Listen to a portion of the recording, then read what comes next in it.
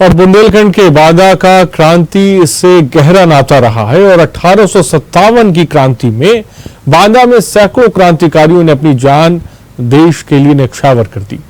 आपको बता दें कि बुंदेलखंड के बांदा की जमीन 1857 की क्रांति में क्रांतिकारियों के खून से लाल हो चुकी थी। बांदा शहर के किनारे केन नदी के तट पर स्थित भूरागढ़ दुर्ग में आज भी वह स्थान मौजूद है जहां सैकड़ों क्रांतिकारियों को ब्रिटिश हमलावरों ने फांसी पर लटकाया था। भूरागढ़ का ये दुर्ग आज भले ही जमींदोज होने की कगार पर है, लेकिन इस खंडहर का जर्रा जर्रा यहाँ के क्रांतिकारियों की कुर्बानी को खुद ब खुद बयां कर रहा है। बांदा में जो नदी के किनारे भूरागढ़ दुर्ग है, वो बुंदेलखंड के शासक छत्रसाल बुंदेला ने के दूसरे नंबर के जो पुत्र थे जगतराज 1645 में उसका निर्माण शुरू किया। ये बुंदेलखंड राज्य की निगरानी चौकी के रूप में बनाया गया। बुंदेलखंड की सीमा थी और यहाँ 8000 से उनकी घोड़े वाली आर्मी रहती थी जो बुंदेलखंड की हिफाजत करती थी।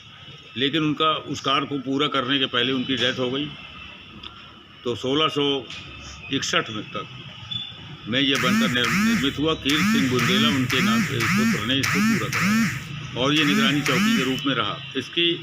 इसमें बहुत सारे ऐतिहासिक घटनाएं जुड़ी हुई हैं।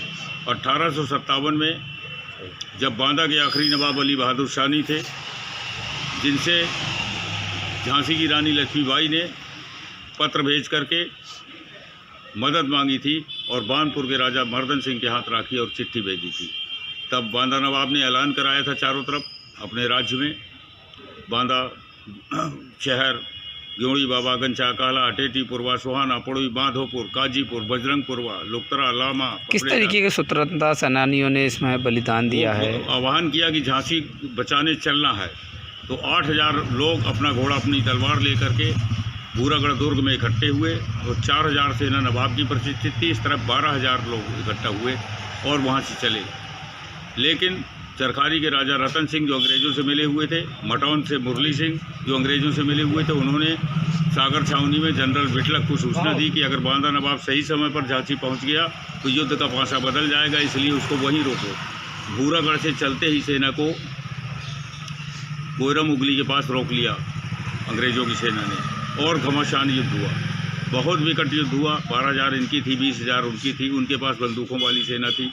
यहाँ के एक बहुत बड़े कवि रहे कृष्ण गोपाल गौतम जी, उन्होंने एक खंड काव्य लिखा है, उसकी लाइनें हैं, उस युद्ध का वर्णन है उसमें कि गोरों के पास बड़ी तोपें दल उड़ जाता जब गलती थी, बंदूकें पिस्तौलें भी थी जो कारतूस से चलती थी।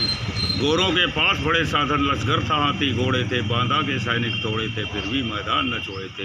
ये उसी युद्ध का वर्णन है, कृष्ण गोपाल गौतम जी ने किया। लेकिन उसी समय बेलाताल के राजा पारीक्षत बुंदेला 5000 घोड़े वाली सेना लेकर आए, अंग्रेज़ों पर आक्रमण कर दिया और बांदा नवाब को उस युद्ध से निजात मिल गई। लेकिन जब बांदा नवाब वहां पहुंचे तो देर हो चुकी थी। अगर आपको हमारा वीडियो पसंद आया हो तो हमें लाइक करें, सब्सक्राइब करें और ज्यादा से ज्यादा शेयर करें और हाँ, बेल आइकॉन दबाना ना भूलें ताकि हर खबर का अपडेट आप तक पहुंचे तुरंत। आप हमें इंस्टा, ट्विटर और फेसबुक पर भी फॉलो कर सकते हैं। हमारी आईडी है @JMT News।